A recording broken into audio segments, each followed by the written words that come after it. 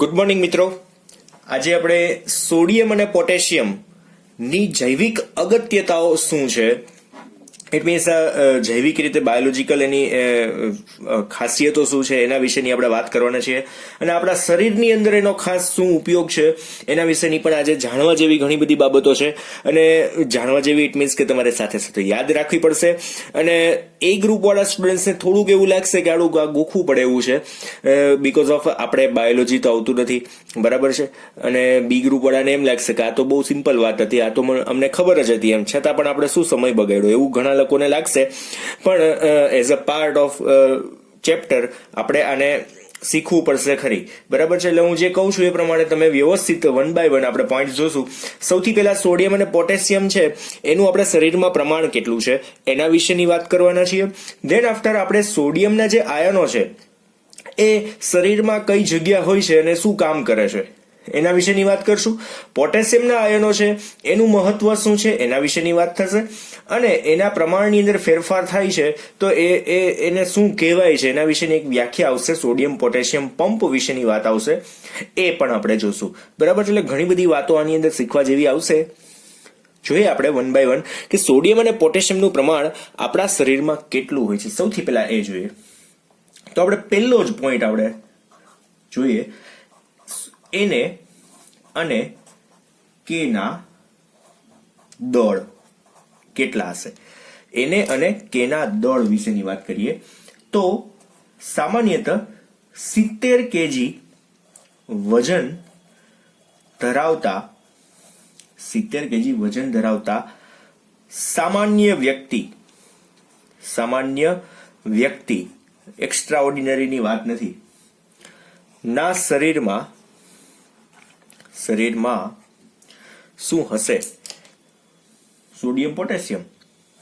પણ સોડિયમ જે છે એ 90 ગ્રામ હોય, 70 કિલોગ્રામની અંદર સોડિયમ છે 90 ગ્રામ. પોટેશિયમ જે છે એ 170 ગ્રામ, થોડુંક પ્રમાણ વધારે. આયર્ન છે Fe નું પ્રમાણ 5 ગ્રામ અને કોપરનું પ્રમાણ અરાઉન્ડ 0.06 ગ્રામની અરાઉન્ડ હોય છે, બરાબર. એટલે આ સામાન્યતઃ પ્રમાણ હતા. હવે આની અંદર આપણે પોર્શન આપશું નાનો એવો, Na પ્લસ આયનનું, આમ તો Na પ્લસ એટલે આયન જ કહેવાય, Na પ્લસ નું મહત્વ આપણી ગુજરાતી ભાષાનું થોડુંક આપણે આમ જોઈએ ને તો અશુદ્ધતા છે. Na પ્લસ એટલે મીન્સ સોડિયમ આયન, તો પછી Na પ્લસ લખ્યા પછી આપણે પાછો આયન લખીએ બે વખત Na પ્લસ, એટલે કે સોડિયમ આયનનું મહત્વ એના જેવું થયું. અને એ રીતના વચાય, ચાલે, તમે હોશિયાર છો એટલે વાંધો નથી. ચાલો, તો એની અંદર શું વાત આવશે? Na પ્લસ પ્રાથમિક રીતે, સામાન્ય રીતે, ટૂંકમાં પ્રાથમિક રીતે ક્યાં જોવા મળશે? પ્રાથમિક રીતે જે બ્લડ પ્લાઝમા છે, રુધિર પ્લાઝમા, તમે કદાચ જોયું હોય ને તો ટીવીમાં ઘણી વખત બ્લડ દેખાડે ને તેમાં ઓલા નાના નાના ગોળ ગોળ સેલ દેખાતા હોય. બ્લડ જાતું હોય ને એની અંદર ગોળ ગોળ પ્લેટ્સ, તમને પ્લેટલેટ જેવું એમ દેખાતું હોય, ઉડતું ઉડતું જતું હોય. રુધિર પ્લાઝમા એને કહેવાય. તો રુધિર પ્લાઝમામાં રહેલા, રુધિર પ્લાઝમાની અંદર કોણ રહેલા છે? કોષ. રુધિર પ્લાઝમામાં રહેલા કોષ ની બહારની બાજુએ, કોષની બહારની બાજુ એ શું હોય? કોષનું પ્રવાહી હોય, કોષરસ, બરાબર. તો કોષની બહારની બાજુએ તેમજ આંતરાલીય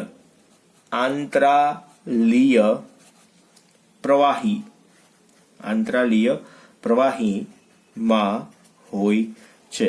હવે તમે લોકો કોષ વિશેની કોઈ ડિટેલમાં માહિતી ભણ્યા નથી, આપણા કેમેસ્ટ્રીમાં તો કઈ આવતું નથી, પણ છતાંય આપણે જે આમાં પોઈન્ટ યાદ રાખવાનો છે ને એ આપણે આટલો જ યાદ રાખશું છોકરાઓ, કે ભાઈ Na પ્લસ છે એ પ્રાથમિક રીતે ક્યાં જોવા મળે? તો રુધિર પ્લાઝમા જે છે એની અંદર ના કોષ એની બહારની બાજુએ પણ હોય અને આંતરાલીય જે પ્રવાહી છે ને, ટૂંકમાં રુધિર પ્લાઝમામાં જે કોષ છે એની બહારની બાજુએ અને અંદરની બાજુએ, એટલે કે આંતરાલીય પ્રવાહી, બંનેની અંદર આપણને Na પ્લસ આયનો સામાન્યતઃ જોવા મળે છે, બરાબર છે.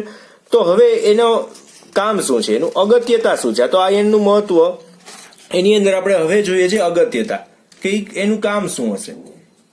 તો Na પ્લસ આયનો, ખાસ ધ્યાન આપજો, Na પ્લસ આયનો નું કામ શું છે.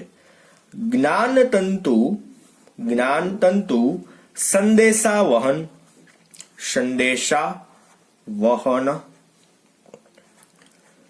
જ્ઞાનતંતુ સંદેશા વહન મીન્સ કે આપણા બોડીની અંદર કોઈ પણ એક કમ્યુનિકેશન સિસ્ટમ સ્ટાર્ટ કરવી છે. દાખલા તરીકે હું તમને સાદું એક એક્ઝામ્પલ આપું કે આપણે ઇનકેસ તમે ક્લાસમાં બેઠા છો, દાખલા તરીકે ઇમેજિન કરો, હમણાં એમ તો કદાચ એકાદ વર્ષથી નથી બેઠા, પણ બેઠા છો અને પગમાં મચ્છર કરડ્યું, તો તમારા ફટાફટ જ્ઞાનતંતુ છે ને એવા સક્રિય બનશે કે મારું વાળું આ જમણા પગમાં પગની ઘૂંટી પાસે કંઈક કરડ્યું. ખબર પડી? એ ખબર પડે ને એ વચ્ચેનો જે સમય છે એમાં શું થતું હોય, તો Na પ્લસ જેવા આયનો, Na પ્લસ K પ્લસ જેવા આયનો ફટાફટ સંદેશો લઈને આવતો હોય કે ભાઈ તારા જમણા પગમાં મચ્છર કરડ્યું છે. હવે જો આવું તમને સંદેશો મળે, પછી તમે તમારો માઇન્ડ છે ને બીજો સંદેશો હાથને મોકલે, પછી તમારા પાછા હાથના એ ઓપ્શન છે 2, ડાબો અને જમણો હાથ, બરાબર. ફટાફટ સંદેશો મોકલે, તો સંદેશો મોકલવા માટે જે રસાયણો છે એની અંદર કંઈક આયનો જરૂરી છે બોડીની અંદર. મગજ એમ કે ભાઈ ફટાફટ તમારો હાથ લઈ જાઓ તમારા પગ પાસે, કાં તો ખંજવાળો કાં તો મચ્છર હોય તો મારી નાખો. બેન્ચ નીચે તો ગોતવા જવું પડે, એટલે એ તો આપણે કરાય નહીં, એટલે ફટાફટ ખંજવાળવાની જ વાત આવે, બરાબર છે. એટલે હા, દાખલા તરીકે જો એક હાથ પેરેલાઇઝ હોય, દાખલા તરીકે, તો પેરેલાઇઝ હોય ને તો એનો મિનિંગ એવો થાય કે ત્યાં સંદેશો આપણો પહોંચશે નહીં, ત્યાં રાસાયણિક સંદેશાનું વહન જે છે, કમ્યુનિકેશનની જે સિસ્ટમ છે એ કેવી થઈ ગઈ હોય, ખોરવાઈ ગઈ હોય. તમને લોકોને ખ્યાલ હોય તો જો ખાલી ચડી જાય ને ત્યારે આવું ખાસ થાય, ખાલી ચડી જાય ને ત્યારે આમ પગમાં બધા પછાડતા હોય, મારતા હોય, તો એ હાડું કાંઈ ન થાય, આમ ચીટિયા ભરે તોય કાંઈ ન થતું હોય. તો ઇટ મીન્સ કે આ કમ્યુનિકેશન સિસ્ટમ થોડાક ટાઈમ માટે ખોરવાઈ ગઈ છે, ખાલી ચડી જતી હોય ત્યારની વાત છે. તો આપણે બહુ લાંબી વાત થઈ ગઈ. આપણે જે વાત હતી એ શું કે ભાઈ Na પ્લસ આયનો શું કરશે, જ્ઞાનતંતુનું સંદેશાનું વહન કરશે. ઇટ મીન્સ સંદેશાની અંદર જે રાસાયણિક સંદેશા વાહકોની જરૂર છે એમાં Na પ્લસ આયનો મુખ્ય ભાગ ભજવી શકે ખરી. મુખ્ય તો નહીં પણ ભાગ ભજવે છે એવું આપણે કહી શકીએ. પછી બીજો પોઈન્ટ આની અંદર જોઈએ. બીજો પોઈન્ટ શું આવશે, કોષ પડદાની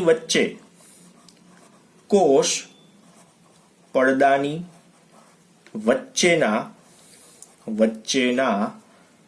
પાણીના વહેણના નિયમનમાં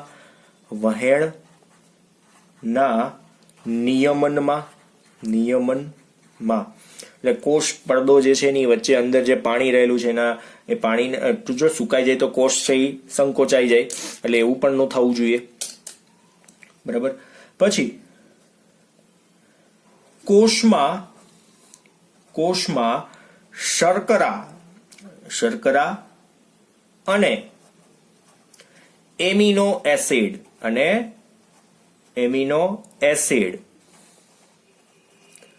ના વહન માટે અગત્યનો ભાગ ભજવે છે.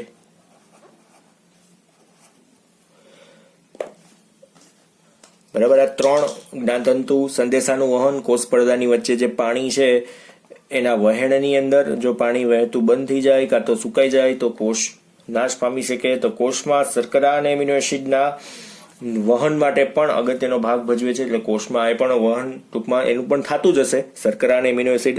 આ તો આપણા વિષય બહારની વાત થઈ ગઈ, કેમેસ્ટ્રીની અંદર આટલું બધું ડિટેલમાં તો આવશે નહીં, પણ આપણે અત્યારે માની લેવાનું છે અને આને યાદ જ રાખવાનું છે, બરાબર. આમાં કોઈ શંકાને સ્થાન નથી, તમારે બીજું કોઈ એમાં ઓપ્શન નથી. ચલો એના પછીનું નેક્સ્ટ, K પ્લસ આયનનું મહત્વ શું છે, સેમ એઝ આની જેમ જ. તો એની અંદર સૌથી પહેલો પોઈન્ટ જોઈએ, અમુક બાબતોની અંદર Na પ્લસ છે એ K પ્લસ કરતા કંઈક અલગ પડે છે. એટલે K પ્લસ નું મહત્વ શું છે, તો કોષપટલમાંથી પસાર થવાની ક્રિયામાં. ત્યાર પછી આમાં બીજો પોઈન્ટ આવશે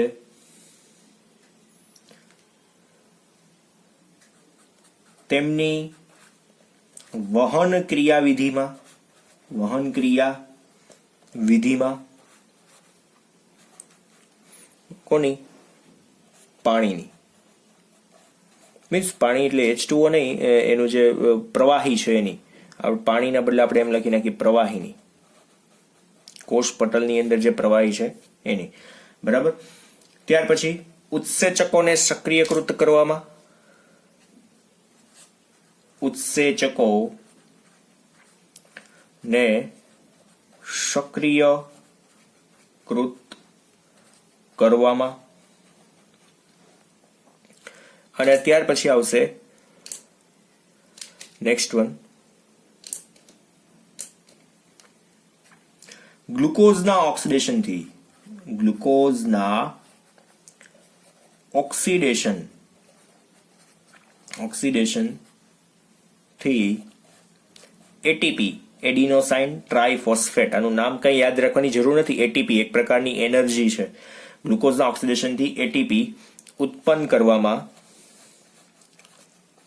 એટલે મેથ્સ વાળાએ થોડુંક એટલું જ યાદ રાખવાનું કે એટીપી નો યુઝ ક્યારે થાય? જ્યારે આમ ખરેખરમાં એનર્જી ની જરૂર પડતી હોય. આમ જોઈએ ને તો આપણી કેવી એનર્જી કહેવાય, અને સુષુપ્ત નહીં પણ આપણે ઇનડાયરેક્ટ એનર્જી આપણે કેવી કહેવાય, અને જો ટૂંકમાં સીધી ગ્લુકોઝને આપણે કેમ એનર્જી તરીકે લઈ શકીએ, જેમ ડાયરેક્ટ એનર્જી નહીં પણ indirect energy one type of એવું કહી શકીએ આપણે. આમ શબ્દો મને યાદ નથી આવતો એક્ઝેક્ટલી, બરાબર, પણ તમે આમ સમજી શકતા હશો. એટીપી ઉત્પન્ન કરવા અગત્યનો ભાગ ભજવે છે.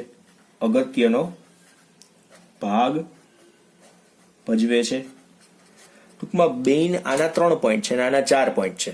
તમે આમ જોઈએ તો આઈ થિંક મને એવું લાગે છે કે તમે આમાં સમજી ગયા છો કે Na+ અને K+ નું મહત્વ શું છે. તો Na+ નું આ 3 મહત્વ હતું. K+ નું શું? તો કોષ પટલમાંથી પસાર થવાની બાબતમાં, તેમના વહનની ક્રિયાવિધિની અંદર, એટલે કે પ્રવાહી કોષ પટલની અંદર જે પ્રવાહી છે એના વહનની ક્રિયાવિધિમાં K+ ના આયનો. વહન શબ્દ આવે ને એટલે આયનોની જરૂર પડે કોઈ પણ વસ્તુના વહન માટે. પછી ઉત્સેચકોને સક્રિયકૃત કરવામાં, એટલે ઉત્સેચકો જે નિષ્ક્રિય બની ગયા છે એને ફરી પાછા સક્રિય કરવા છે તો કંઈક કરવું પડે. તેના માટે આ આયનો ઉપયોગમાં કદાચ આવતા હશે. કઈ રીતના એની ક્રિયાવિધિ આપણે ભણતા નથી. ત્યાર પછી છે ગ્લુકોઝની અંદર જે ગ્લુકોઝનું ઓક્સિડેશન થઈને એટીપી ઉત્પન્ન કરવા માટે એક પ્રકારની એનર્જી, જુદા પ્રકાર એનર્જીનો એક પ્રકાર થઈ ગયો એટીપી, બરાબર, એ ઉત્પન્ન કરવા માટે ઉપયોગમાં લેવાય છે. અને હજુ Na+ ની સાથે સાથે આ જ્ઞાનતંતુ સિગ્નલની અંદર પણ, એટલે આપણે એમ કહી શકીએ કે K+ આયનો પણ જ્ઞાનતંતુ સિગ્નલના પ્રસારણ માટે જવાબદાર છે. એટલે K+ આયનો પણ એક લાસ્ટ પોઈન્ટ, જ્ઞાનતંતુ સંદેશા વહનમાં ઉપયોગી. પણ શબ્દ એટલે લખો કે K+ Na+ ની જેમ જ કામ કરે છે, બરાબર. ચાલો, ત્યાર પછી હવે એમની સાંદ્રતામાં વિચલન થાય તો શું થાય એના વિશેની વાત કરવાના છે. હવે જે પોઈન્ટ છે એની અંદર Na+ અને K+ ની સાંદ્રતામાં વિચલન, એની સાંદ્રતામાં ફેરફાર થાય તો શું પ્રોબ્લેમ પડે છે એના વિશેની વાત આપણે આમાં કરીએ. આ એક જ પોઈન્ટ જ ચાલે છે જૈવિક અગત્યતાનો. તો એવું ક્યારે જોવા મળશે તો એના વિશે સૌથી પહેલો પોઈન્ટ જોઈએ તો કોષ પટલની વિરુદ્ધ બાજુએ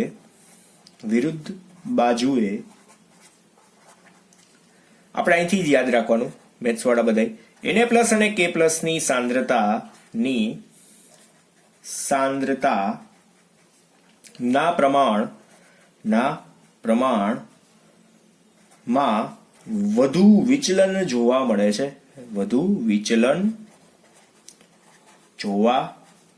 મળે છે. ફોર એક્ઝામ્પલ, દાખલા તરીકે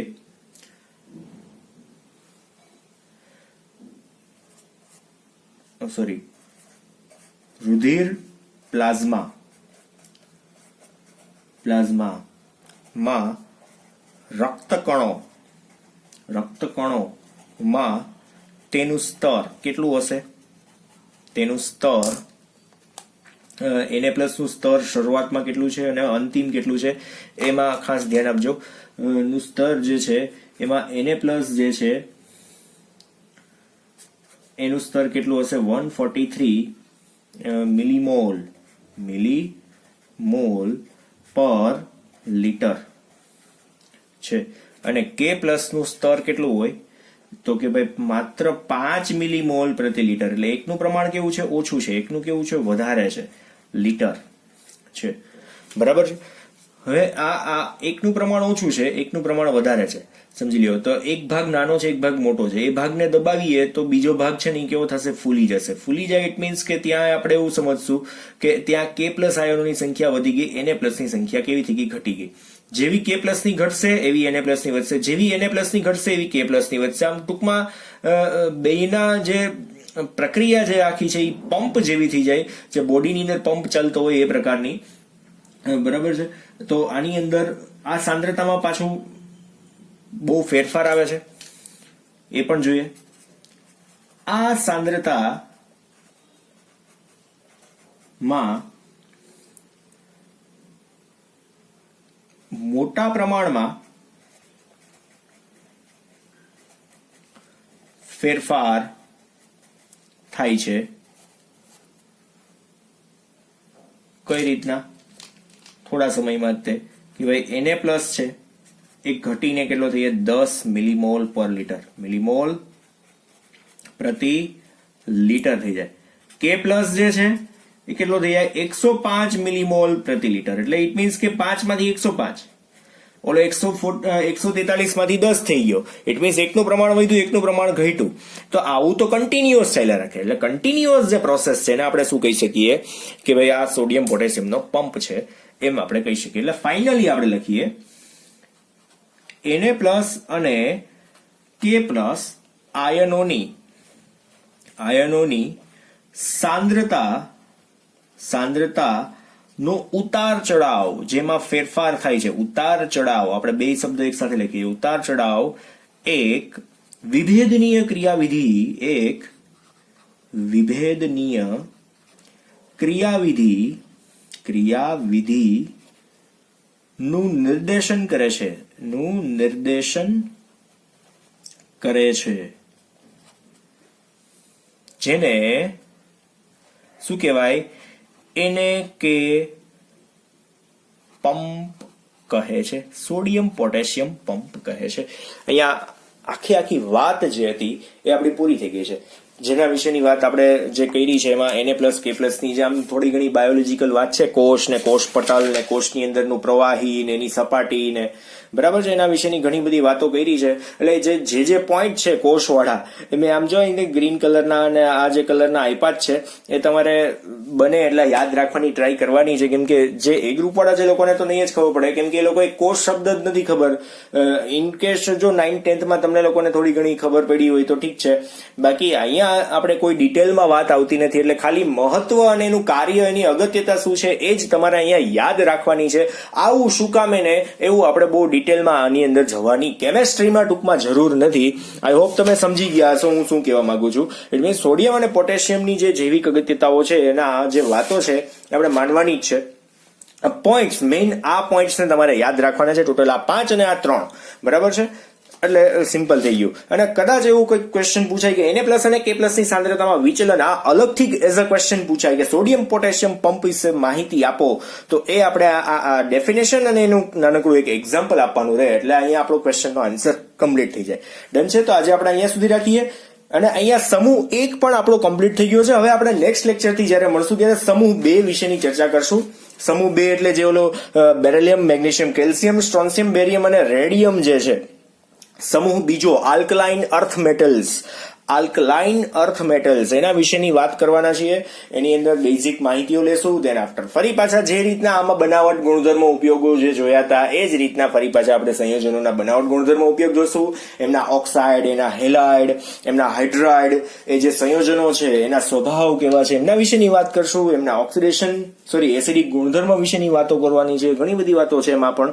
એટલે આજના દિવસે આ ચેપ્ટરને આપણે અહીંયા ચેપ્ટર નહીં સમૂહ 1 ને પૂર્ણ જાહેર કરીએ છીએ. એટલે 50% આપણું ચેપ્ટર અહીંયા કમ્પ્લીટ થઈ ગયું છે. ડન છે? ઓકે, વ્યવસ્થિત નોટ ડાઉન કરી લેજો. Thank you.